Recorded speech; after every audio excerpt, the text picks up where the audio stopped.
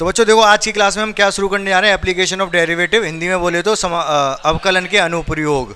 ठीक है, काफ़ी इंपॉर्टेंट चैप्टर है और बच्चों को समझने में होती है दिक्कत। इसको इंपॉर्टेंट है, समझने में दिक्कत होती है, लेकिन है आसान। ठीक है, क्यों आसान है? क्योंकि नाम है इसका एप्लीकेशन ऑफ डेरिवेटिव। क्या मतलब है इसका? एप्लीकेशन ऑफ डेरिवेटिव का क्या मतलब है? डेरिवेटिव जो आपने सीखा, डिफरेंशिएशन करना जो सीखा, उसका एप्लीकेशन, उसका उपयोग।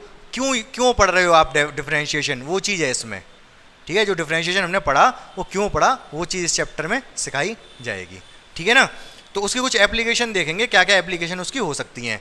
तो जब एप्लीकेशन अगर आपको समझनी है डिफरेंशिएशन की, तो आपको डिफरेंशिएशन का मतलब समझना पड़ेगा पहले। बिना उसका मतलब समझे डिफरेंशिएशन क्लियर नहीं हो पाएगा, क्या एप्लीकेशन उसकी क्लियर नहीं हो पाएंगी। अभी तक सिर्फ आपने इतना सीखा कि साइन एक्स का डिफरेंशिएशन क्या होता है भाई, कोस एक्स। रट लिया आपने ये। ठीक है, क्या फ़ायदे हैं, क्या है क्या नहीं है, कोई पता नहीं हमको अभी। ठीक है, तो अब हम देखेंगे कि क्या चक्कर क्या है इसका डिफरेंशिएशन का, वो सारी चीज़ें हम समझेंगे। ठीक है, तो डिफरेंशिएशन मैंने क्या क्या चीज़ें बताई थी। डिफरेंशिएशन का मतलब क्या होता है, लिखने का तरीका होता है dy over dx, dy over dx। मैं आपसे बहुत छोटा सा आसान सा सवाल पूछूंगा, आपको उसका जवाब बताना पड़ेगा। एक्स वाई,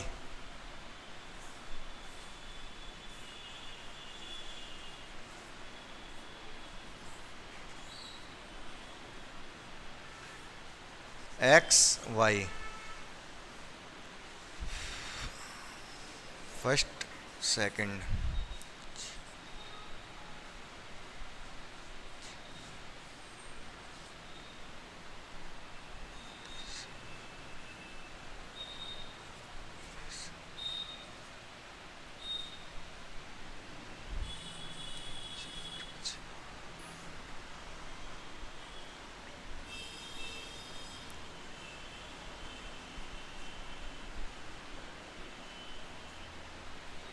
एक्स और वाई मैंने दो दिए, ऊपर एक टेबल दी, नीचे एक टेबल दी।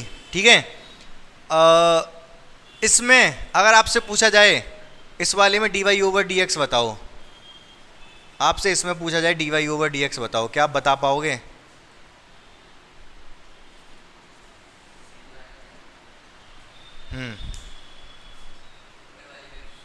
तो देखो, अगर आप इसका जवाब नहीं बता पा रहे, ठीक है, तो मतलब आपको डिफरेंशिएशन का मतलब अभी तक नहीं पता। ठीक है, तो ध्यान से समझेंगे क्या डिफरेंशिएशन का मतलब है। तो डिफरेंशिएशन का मतलब है difference of y, difference of x। ठीक है, इस d का क्या मतलब है? डिफरेंस। ठीक है, नीचे वाले का भी डिफरेंस ही मतलब है। तो x के डिफरेंस पर y का कितना डिफरेंस आ रहा है वो हमें पता करना है। y का कितना चेंज आ रहा है with respect to x। With respect to x का क्या मतलब है? जब कोई चीज़ नीचे होती है इसका क्या मतलब होता है? जैसे अगर मैं आपसे पूछूं, आपने फॉर्मूला पढ़ा होगा एक्सेलरेशन का, a इक्वल्स टू क्या होता है, v upon T, dv upon dt होता है वैसे। या फिर आपने dv अपॉन dt ना पढ़ के v2 minus v1 upon t2 minus t1 पढ़ा होगा। ठीक है, एक्सेलरेशन हिंदी में बोलते हैं त्वरण। ठीक है, फॉर्मूला क्या होता है, dv अपॉन dt या फिर v2 minus v1 upon t2, t2 minus t1 का t होता है नीचे। ठीक है, वो t2 माइनस t1 ही होता है एक्चुअली। पढ़ा है कि नहीं आपने? हिंदी में आपने पढ़ा होगा, मतलब क्लास 10th में आपने पढ़ा होगा, 10th में, 9th में पढ़ा होगा। क्या पढ़ा होगा? एक्सेलरेशन की डेफिनेशन क्या होती है? Rate of change of velocity is called acceleration. Hindi में बोलते हैं वेग परिवर्तन की दर को त्वरण कहते हैं। मतलब क्या है इसका, एक्सेलरेशन का मतलब क्या है? ऊपर v आ रहा है, नीचे t आ रहा है, ऊपर b का डिफरेंस, नीचे t का डिफरेंस, ऊपर v का डिफरेंस, नीचे t का डिफरेंस। इसका मतलब क्या है, मायने क्या है? टाइम के एक चेंज होने पर वेलोसिटी कितनी चेंज हो रही है। एक जब टाइम एक चेंज होगा, वेलोसिटी कितनी चेंज होगी। अगर मैं आपसे ये कहूँ कि 23.23 बज रहे हैं, 23 मिनट 5 सेकंड, सेकंड से मत करो, 23 मिनट, या फिर छोड़ो, मिनट में देता हूँ मैं, आप ये बताओ 15 मिनट 15 सेकंड, 15 सेकंड में किसी ऑब्जेक्ट का एक्सेलरेशन, ठीक है, वो हो गया आपका 30 से 60 वेलोसिटी मीटर पर सेकंड, मीटर पर सेकंड। कोई ऑब्जेक्ट है उसकी स्पीड 30 से 60 हो गई 15 सेकंड में, एक्सेलरेशन कितना है? हाँ 2 मीटर पर सेकंड स्क्वायर, 2 मीटर पर सेकंड स्क्वायर। एक्सेलरेशन क्या आएगा इसका? v2 minus v1 60 minus 30 upon 15, ये आएगा आपका 30 अपॉन 15 मतलब 2 मीटर पर सेकंड स्क्वायर। मतलब क्या है इसका? इसका मतलब ये है एक्सेलरेशन का मतलब होता है एक सेकंड में कितनी वेलोसिटी बढ़ रही है। जब कोई नीचे आती है टाइम, उसका मतलब एक में कितना चेंज आ रहा है ऊपर वाले में। अगर नीचे वाला एक चेंज होगा तो ऊपर वाला कितना चेंज होगा। बात समझ पा रहे मेरी थोड़ी थोड़ी?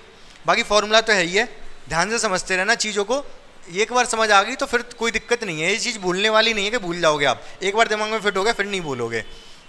यहाँ पर भी D Y over D X लिखा है। D Y over D X का मतलब यही है difference of Y with respect to difference of X. इसका मतलब एक्स के एक चेंज होने में वाई कितना चेंज हो रहा है। जब एक्स 4 से 6 हुआ, 2 चेंज हुआ, तब वाई में कितना चेंज आया? 10 का। एक्स के एक 2 चेंज होने में वाई में 10 का चेंज आ रहा है, तो इसका मतलब D Y over D X कितना है? हाँ 1/5 एक्स के 5। भाई यहाँ 2 के चेंज होने में 10 का चेंज आ रहा है, तो 1 के चेंज होने में 5 का चेंज आएगा। ठीक है, लिख कैसे सकते हो आप? अगर आप फॉर यही difference of Y difference of X निकालना चाहो तो 20 माइनस 10 अपॉन 6 माइनस 4, तो ऊपर आ गया 10, नीचे आ गया 2, 5 का डिफरेंस आ जाएगा। बात समझ में आई कि नहीं? यहाँ पे कितने का डिफरेंस है? यहाँ पर D Y over D X क्या है? हाँ 10 का। आंसर 10 लिख दूँ इसको? D Y over D minus 10, ये माइनस क्या इंडिकेट कर रहा है D Y over D X में? D Y over D X में माइनस क्या इंडिकेट कर रहा है? हाँ बोलो। यहाँ पर प्लस में आया 5 या माइनस में आया? माइनस क्या चीज़ बता रहा है आपको? माइनस ये बता रहा है कि x के बढ़ने पे y घट रहा है। ठीक है, यहाँ प्लस में आया ये बता रहा है कि x के बढ़ने पे y बढ़ रहा है। x के एक बदलने पे y 5 बढ़ जाता है। x जब 1 बढ़ता है तो y 5 बढ़ जाता है। यहाँ पे जब x 1 बढ़ जाता है तो y 10 घट जाता है। बात समझ में आ रही है आपको पूरी पूरी? D Y over D X का मतलब थोड़ा थोड़ा क्लियर हुआ? ठीक है, बाकी मैंने आपको ये चीज़ें पहले भी बताई थी। डी वाई ओवर, अच्छा यहाँ पर तो हमने इतना बड़ा बड़ा चेंज ले लिया। एक्चुअल में जो डी जो लिखा जाता है ना, एक डेल्टा भी लिखा जाता है, delta Y upon delta X, ऐसे भी लिख सकते थे। फिजिक्स में आपने देखो डेल्टा भी यूज़ करते हैं डिफरेंस के लिए। यहाँ डेल्टा क्यों नहीं, डी क्यों यूज़ कर रहे हैं? डेल्टा होता है थोड़ा बड़ा डिफरेंस। जो अभी मैं जो भी कैलकुलेशन कर रहा हूँ ये बड़े डिफरेंस में कर रहा हूँ। यहाँ पर एक्चुअली में D Y over D X मेरा लिखना गलत है, क्योंकि ये डिफरेंस बहुत बड़े बड़े हैं। तो D Y over D X लिखना गलत है, लेकिन समझाने के लिए मैंने लिखा। इतने बड़े डिफरेंस के लिए तो delta Y delta X use करना पड़ेगा जब बड़ा डिफरेंस हो। यहाँ पर 2 का डिफरेंस, यहाँ पर 10 का डिफरेंस। समझ पा रहे हो मेरी बात थोड़ी थोड़ी? जो D Y over D X होता है ना, D Y over D X, ये क्या होता है? Small difference. क्या होता है? जब स्मॉल डिफरेंस ऑफ एक्स के लिए स्मॉल डिफरेंस ऑफ वाई कितना हो रहा है, ये बताता है। ये इतनी बात समझ में आई आपको थोड़ी थोड़ी? बहुत छोटे से डिफरेंस के लिए ये चीज़ होती है। इतनी बात क्लियर है? D Y over D X का मतलब बताया मैंने आपको, रेट। इसका मतलब रेट, हिंदी में दर बोलते हैं। D Y over D X को रेट भी बोल सकते हैं हम, इसको हम स्लोप भी बोल सकते हैं। स्लोप को हिंदी में प्रवणता बोलते हैं। अब मुझे आप बताओगे स्लोप किसका? Slope slope of tangent, slope of स्पर्श रेखा। ठीक है, और क्या बताया था मैंने? इसको क्या बोल सकते हो आप? D Y over D X को रेट बोल सकते हो, स्लोप ऑफ टेंजेंट बोल सकते हो। ये चीज़ है। ठीक है, तो एक बात समझना मेरी बहुत ध्यान से। ठीक है, बाद में कभी समझानी पड़ेगी जब मैं वो समझाऊंगा डिफरेंशियबिलिटी, लेकिन अभी समझ लोगे तो ज़्यादा अच्छा है। ध्यान से समझेंगे बात को। ठीक है,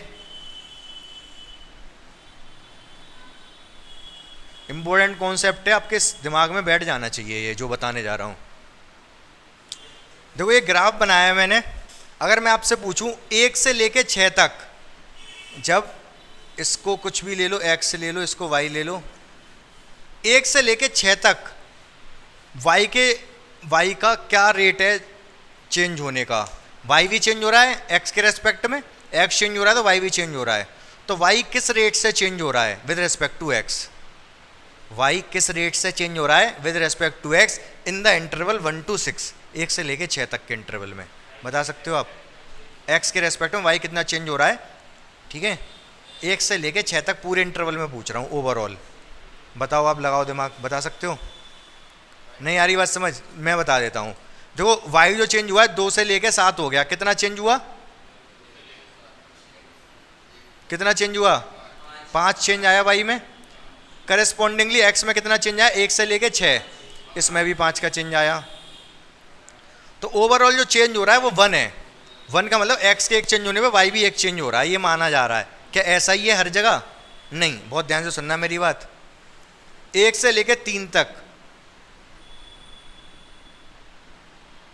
1 से लेके 3 तक मुझे रेट बताओ कितना है चेंज होने का? रेट मतलब वही एक्स के एक चेंज होने में वाई कितना चेंज हो रहा है?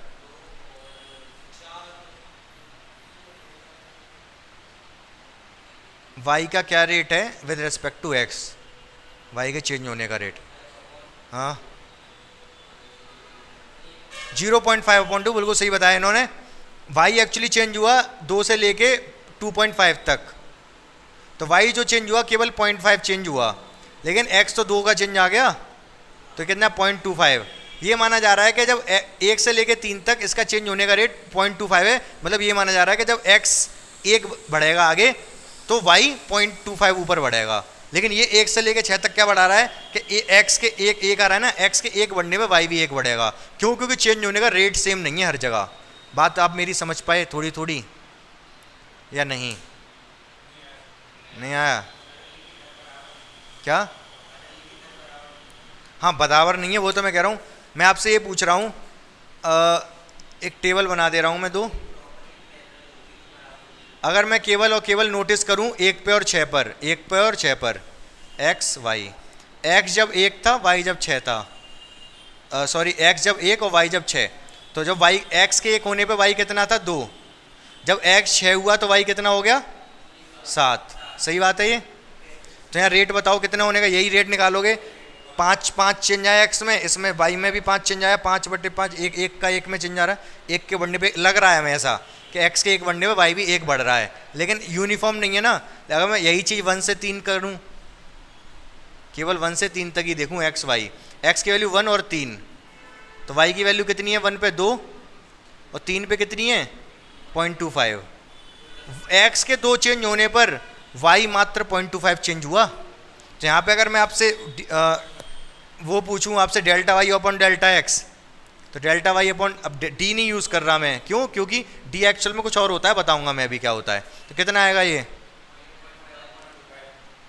आप फॉर्मूला लगा दोगे y2 - y1 upon x2 - x1। y2 कितना है? 0.5, इसमें से घटाएंगे ये कितना 2, तो 0.25 आएगा। सही बात है क्या ये? हाँ दिख रहा है इसमें 0.25 दिख रहा है। यहाँ तक बात क्लियर है आपको? थोड़ी थोड़ी ठीक है। अब बहुत ध्यान से मेरी बात सुनना।